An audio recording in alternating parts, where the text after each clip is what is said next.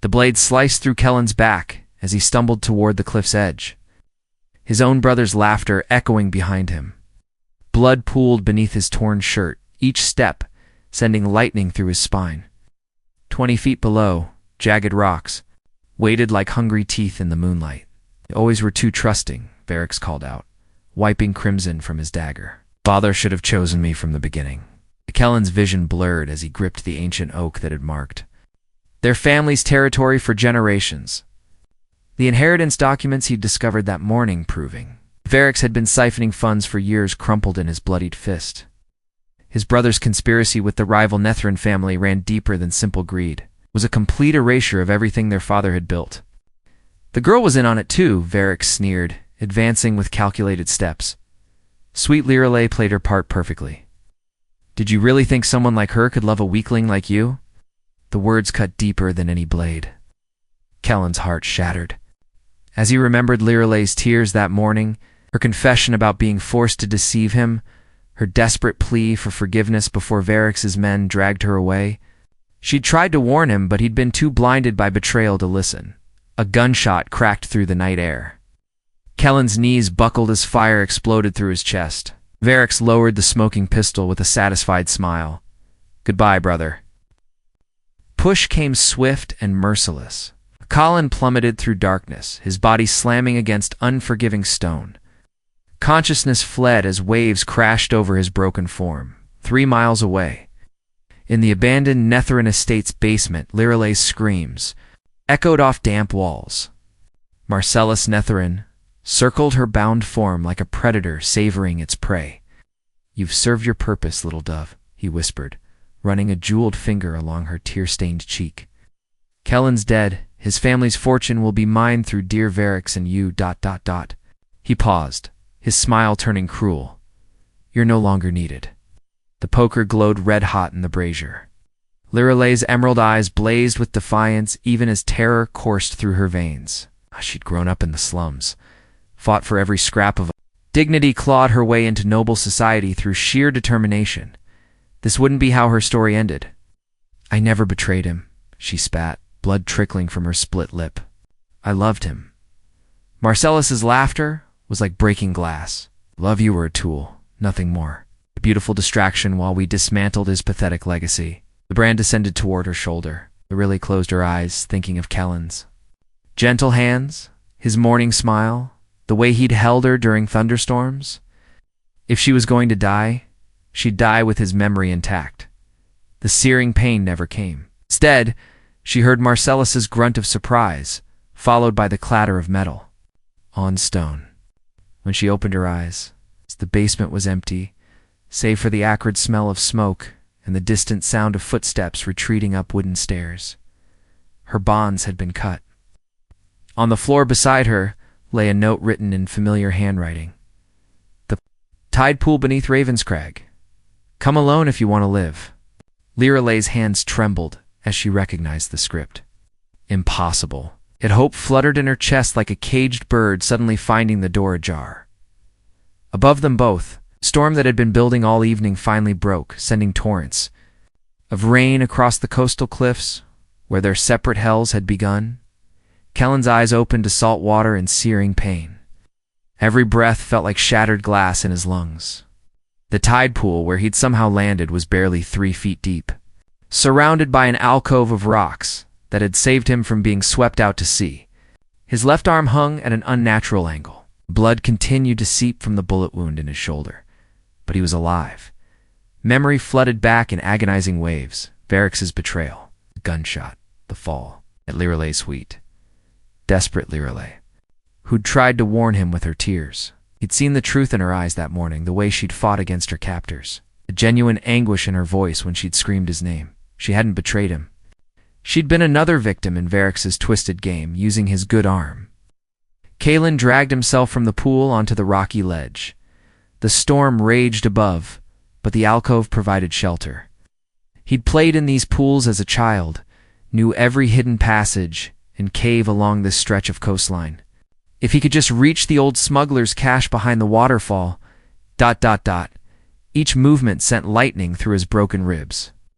But rage and love fueled his determination. Varix thought him dead. Marcellus believed their plan complete. But Callan knew secrets about these cliffs that even his brother had forgotten, passages their grandfather had shown him, hiding places where rebels had once stored weapons against the crown. The climb took him 3 hours. By the time he reached the cache, his vision swam with blood loss and exhaustion. Inside the weathered chest, he found what he needed: medical supplies, dried food, and most importantly, the old spyglass that could survey the entire valley. From this vantage point, he could see the Netherin estate below, its windows blazing with light. Smoke rose from the basement chimney. They were burning something or someone. His heart nearly stopped. Lireley Callan forced himself to focus, training the spyglass on the building's perimeter. There a lone figure stumbling through the gardens, moving with the desperate urgency of someone fleeing for their life, hidden at this distance. He recognized the flowing copper hair that had once spilled across his pillow like liquid fire. She was alive, she was free, and she was coming this way. The note he'd managed to slip to her through old Fenwick.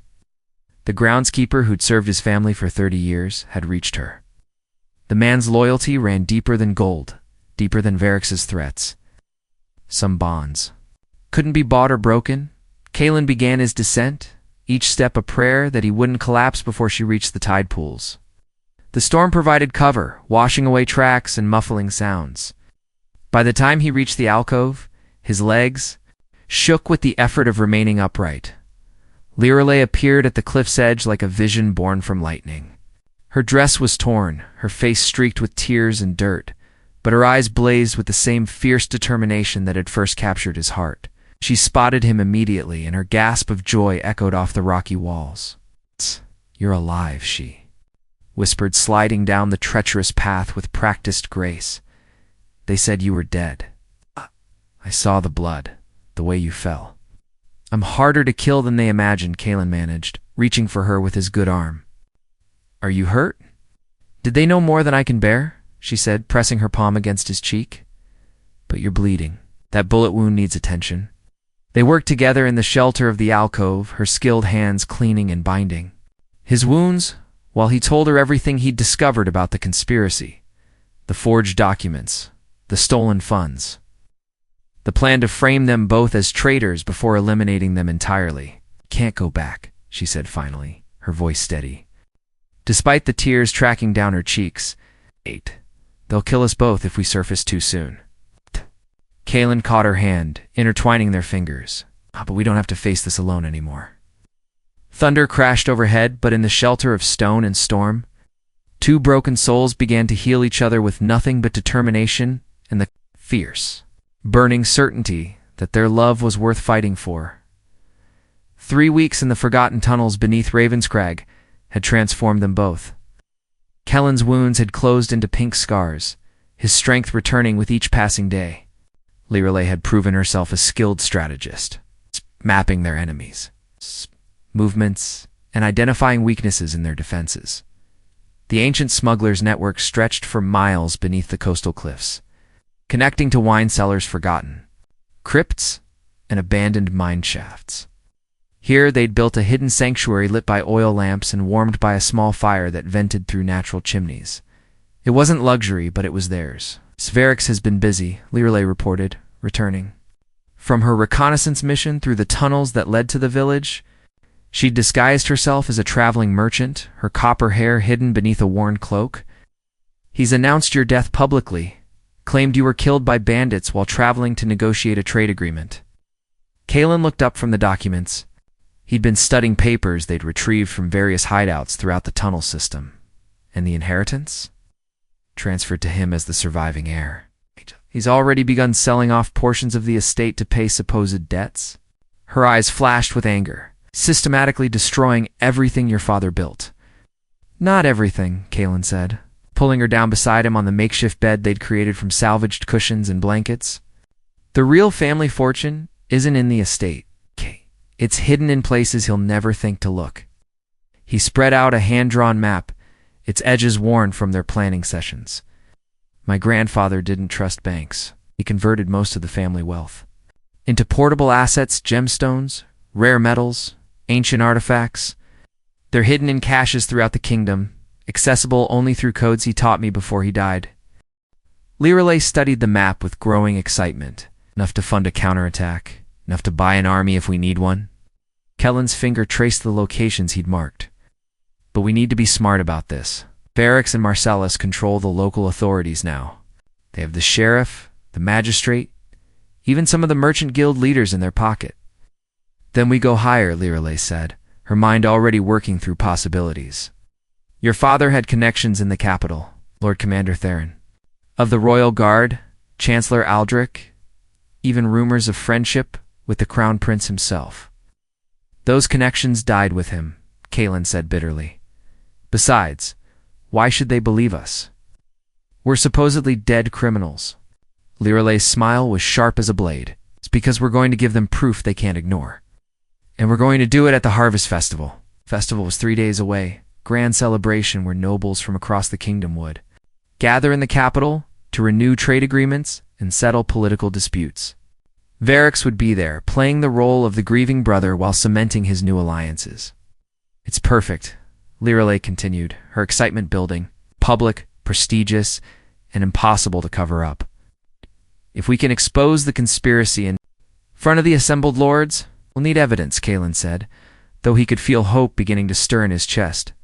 Documentation of the theft, proof of the forgeries, witnesses who can testify to what really happened. I know where Marcellus keeps his private records, Lireley said, and I know someone who can help us get them. She told him about Valdris, a young clerk in Marcellus's household who'd been secretly documenting his master's crimes for months.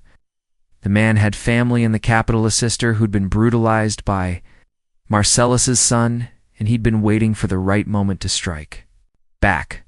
He'll help us, Lireley said with certainty. But we need to act fast. Varix is planning something for the festival beyond just political maneuvering. I overheard him talking about a final solution to any remaining loose ends. Kellen's blood ran cold. Other witnesses? Your father's old friends who might ask uncomfortable questions. Anyone who knew you well enough to doubt the official story? She gripped his hand tightly. We can't let them die for our sake. That night, they made their plans by lamplight. Two shadows plotting revolution in the depths of the earth. Tomorrow, they would begin their rise from the grave. By the time the Harvest Festival ended, the kingdom would know the truth about Varix's betrayal, or they would die trying. Outside, the autumn wind howled through the cliffs, but deep in their stone sanctuary, Cailan and Lireley held each other close.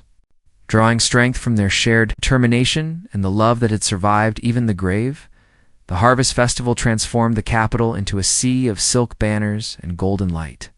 Merchants hawked their wares in crowded squares while nobles paraded through the streets in elaborate carriages. But beneath the celebration, darker currents flowed. Cailan moved through the crowd like a ghost. His face hidden beneath a merchant's hood, his posture deliberately hunched to disguise his true height. The beard he'd grown during their weeks underground changed his appearance dramatically. The simple clothes Lireley had procured made him invisible among the common folk. 20 paces ahead, she glided through the festival crowd with practiced grace, her copper hair now dyed raven black and styled in the elaborate braids favored by Eastern merchants. Her disguise was flawless. Successful spice trader from the coastal provinces, complete with samples and trade documents that would pass any scrutiny. They'd spent days preparing for this moment. Valdris had delivered Marcellus's private ledgers, as promised, smuggling them out piece by piece until they had a complete record of the conspiracy. The evidence was damning. Forged documents, bribery records, detailed plans for Kellen's murder, and most shocking of all, correspondence with foreign agents planning to destabilize the kingdom's economy. The wine merchant's stall, Lireley whispered. As she passed him, her voice barely audible above the festival noise. Third bell afternoon. Cailan nodded slightly, watching her disappear into the crowd. Their plan was in motion, but so was Varix's. Throughout the morning, he'd spotted men in plain clothes moving with military precision. Mercenaries hired to eliminate potential threats during the festival chaos. Old Fenwick was supposed to meet them at the wine stall, the loyal groundskeeper. had agreed to testify about what he'd witnessed the night of Kellen's supposed death. But as the third bell chimed across the city, the old man was nowhere to be seen. "He's not coming," Leerley said, materializing beside him with a merchant's casual ease. "I spotted 3 of Variks's men watching his usual route. They're on to him." Kellen's jaw tightened. "Then we go to the backup plan. The archives. The archives." The Royal Library's historical section was dusty and neglected, exactly as Kellen remembered from his childhood visits to the capital. Here in the depths of the building, where scholars researched ancient genealogies and forgotten laws, they'd arranged to meet Lord Commander Theron, the man who appeared in the shadowed alcove. Between the genealogy texts was not what Kellen had expected. Theron was younger than his father had been, with silver threading through dark hair and eyes that missed nothing. His hand rested casually on his sword hilt as he studied the 2 figures who'd requested this clandestine meeting. "He claimed to be Lord Kellen Ravencrest," Theron said quietly, his voice carrying the authority of someone accustomed to command. "Yet Lord Kellen died 3 weeks ago. His brother showed me the body." "A body, yes," Kellen replied, pulling back his hood to reveal his face, "but not mine." Variks was always clever with his illusions. Recognition flickered in Theron's eyes. "You have his look," he admitted, "but that proves nothing. Show me why I should believe you." Leerley stepped forward, producing the leather satchel they'd prepared. "Because we can prove that Variks murdered his brother, stole the family fortune, and is planning to sell kingdom secrets to foreign agents." For the next hour, they laid out their evidence piece by piece. Theron examined each document with the thoroughness of a man whose judgment could determine the fate of kingdoms. The forged inheritance papers, the correspondence with enemy agents, detailed plans for expanding the conspiracy beyond the Ravencrest family. "This implicates half the northern nobility," Theron said finally, his voice grim. "If this is true, it's not just murder, it's treason on a scale that could destabilize the entire kingdom." "It's true," Kellen said, "but we need your help to expose it. Tonight at the royal feast, Variks will be formally recognized as the new Lord Ravencrest. Once that happens, he'll have the political protection to eliminate anyone who threatens him." Theron studied them both for a long moment. "You're asking me to accuse a grieving brother of murder and treason, based on documents that could have been forged in front of the assembled nobility of the kingdom. If you're wrong, if this is an elaborate deception, it could destroy both of us. And if we're right?" Leerley asked. "If Variks succeeds in his plan, we'll wake up to find half our northern defenses compromised and our enemies already inside the gates." Theron's hand moved to his sword hilt again, but this time it wasn't a threat. It was a promise. "Very well, but we do this my way. The king's justice, not vigilante revenge." As they finalized their plans, none of them noticed the figure watching. From the shadows between the ancient texts, or the way he slipped away to carry word to waiting masters that their carefully laid traps were about to spring, the great hall blazed with 1,000 candles, their light reflecting off polished armor and jeweled goblets. The cream of the kingdom's nobility had gathered for the festival's culminating event, a feast where political alliances would be forged and ancient grievances settled. At the high table, King Aldwin presided over the ceremony with the gravitas of a man who'd ruled for 30 years. Variks sat at the king's right hand, playing his role to perfection. His doublet was cut from midnight blue silk, and his face bore the appropriate mixture of grief and determination. To the assembled lords, he appeared to be a man stepping reluctantly into responsibilities thrust upon him by tragedy. "Lords and ladies," the king's voice carried across the hall, "tonight we honor the memory of Lord Kellen Ravencrest, taken from us by bandits in the prime of his life. His brother Variks has shown remarkable courage in maintaining the family holdings during this difficult time." Polite applause rippled through the crowd. Variks rose, his expression humble and sorrowful. "Your Majesty, I accept these responsibilities not out of ambition, but from duty to my late brother's memory. I pledge to serve the realm as faithfully as he would have done." In the gallery above, hidden behind carved screens that allowed servants to observe the proceedings, Kellen watched his brother's performance with cold fury. Every word was a knife twisted in the wound of their family's honor. "Now, Lirelei whispered beside him, her hand finding his in the darkness below. Lord Commander Theron rose from his seat at the military table. His voice cut through the applause with the authority of unsheathed steel. Your Majesty before. This investiture proceeds. I must present evidence of crimes that strike at the very heart of our kingdom. The hall fell silent. King Aldwin's eyes narrowed as he studied his most trusted military commander. Speak plainly, Lord Commander. I have evidence that Lord Calen Ravencrest was not killed by bandits, but murdered by his own brother. Further, I have proof that Varix has been embezzling from the family estates and selling kingdom secrets to foreign agents.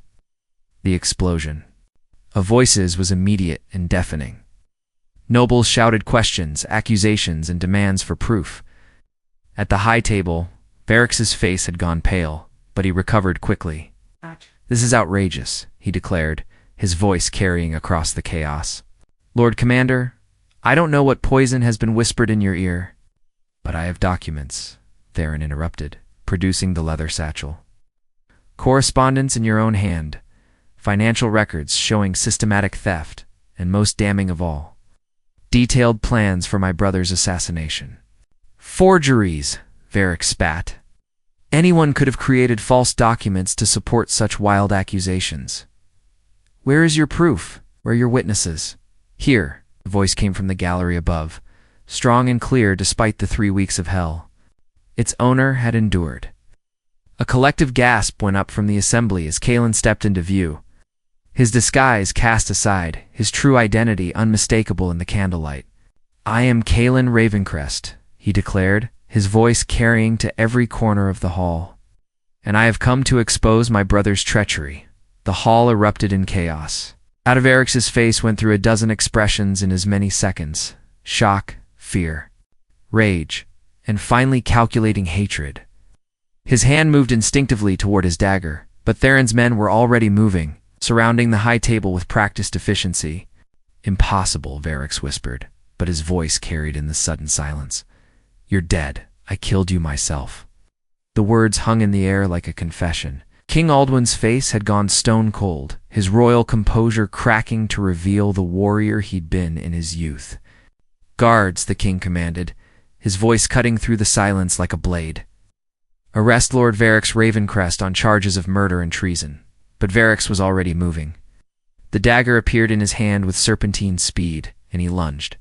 Not at the approaching guards, but at the king himself.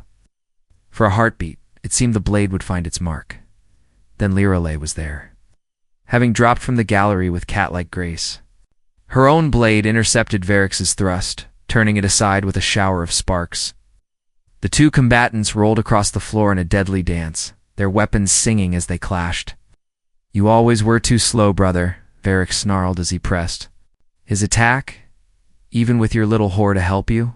You always talked too much, Calen replied, dropping from the gallery to join the fray.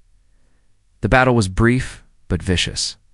Varix was skilled, but he was also desperate, and desperation made fighters careless. When Lirelei created an opening with a perfectly timed feint, Calen didn't hesitate. His blade found the gap in his brother's defense, sliding between ribs.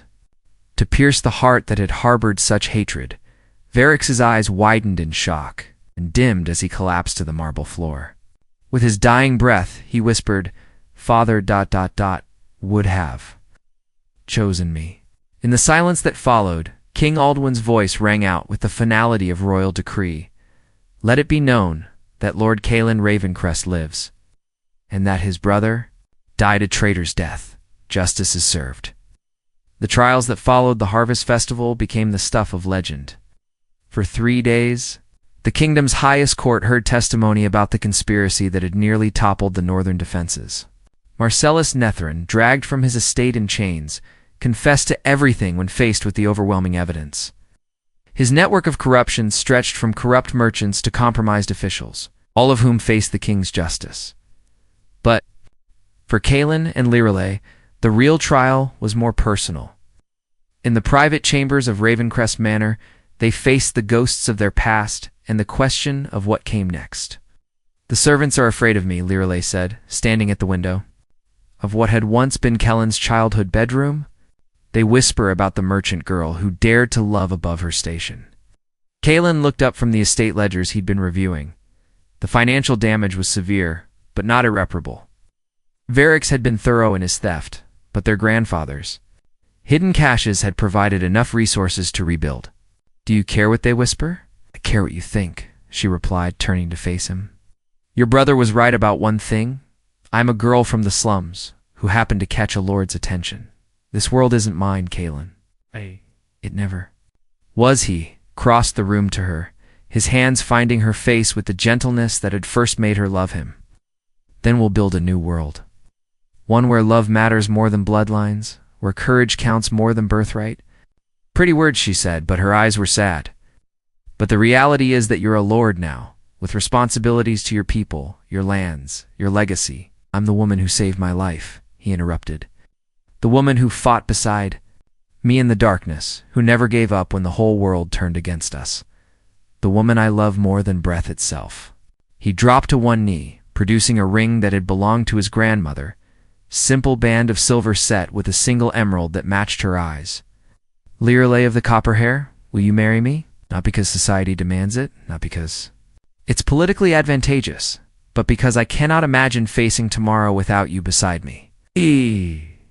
Tears tracked down her cheeks as she looked at the ring, then at the man offering it. "Your people will never accept me as their lady." "Then we'll prove them wrong," he said simply. Together. The wedding took place a month later in the ancient chapel where Kellen's ancestors had been married for generations. But instead of the elaborate ceremony tradition demanded, they chose something simpler. The guest list included farmers and merchants alongside nobles, servants and soldiers standing together in the pews. King Alduin himself performed the ceremony, his presence a clear message that the crown approved of this union. "Love," he said in his address to the assembled crowd, "is the rarest treasure in any kingdom. When it's found, it should be celebrated and protected, regardless of its origins." Lord Commander Theron, now elevated to the position of royal advisor, served as Kellen's best man. His wedding gift was a commission in the royal guard for both bride and groom, recognition of their service to the kingdom, and a guarantee that their skills would be valued. But the most meaningful moment came when old Fenwick, freed from Varix's men and bearing the scars of his loyalty, placed his weathered hands on their joined ones. "Your father would be proud," he said simply. "Both of you." The celebration that followed was unlike any the region had seen. Instead of the stiff formality of noble gatherings, it was a true festival. Musicians played in the courtyard while couples danced under the stars. The great hall's doors were thrown open to all, and the tables groaned under the weight of food shared between lord and peasant alike. As the evening wound down, Kalen and Lirelei found themselves alone on the balcony where this whole nightmare had begun. The same moon that had witnessed his brother's betrayal now blessed their union. "No regrets?" Kalen asked, his arm around her waist as they watched the last of the revelers making their way home. "Only one," Lirelei replied, leaning into his. "Warmth. That we had to go through hell to find our way to each other. Maybe that's what made it worth finding," he said. "Easy love is cheap love. What we have was forged in fire and blood. It'll last." In the distance, the first light of dawn was beginning to touch the eastern mountains.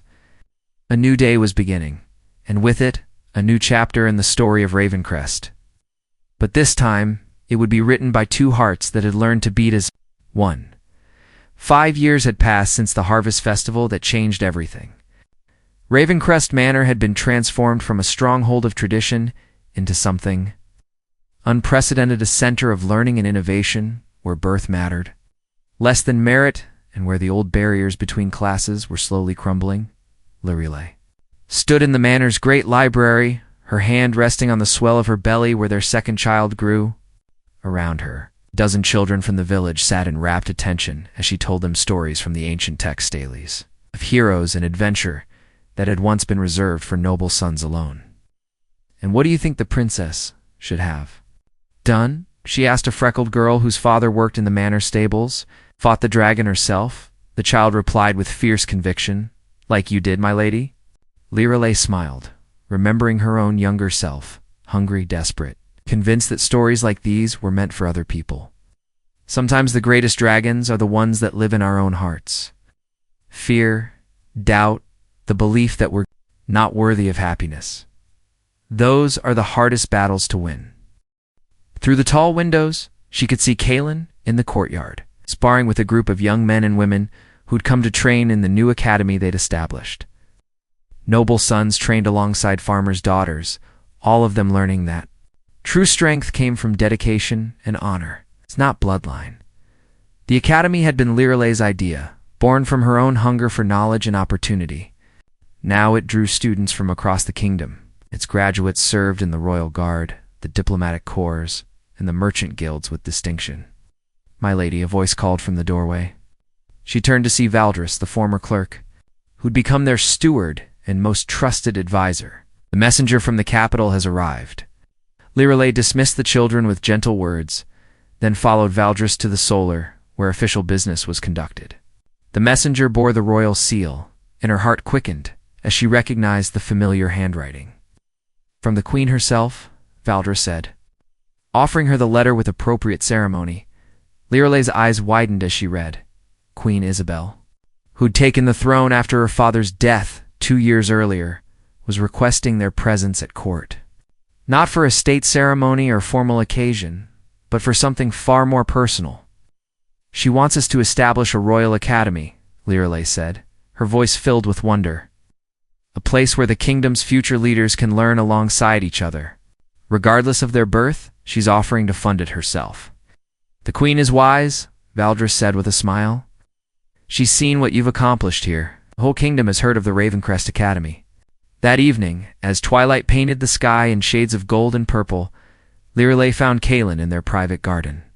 He was teaching their 3-year-old son Aldrich how to tend the roses that had been his mother's pride. Gently, Kaelin was saying, his large hands guiding small ones. "The thorns will protect the flower, but they'll hurt you if you're careless. Like the bad men who hurt you and Mama," Aldrich asked, with the innocent directness of childhood. "Like them," Kaelin agreed. "But Mama and I learned to be careful. And we learned to protect each other. That's what family does." Liralay approached, settling beside them with the careful grace of pregnancy.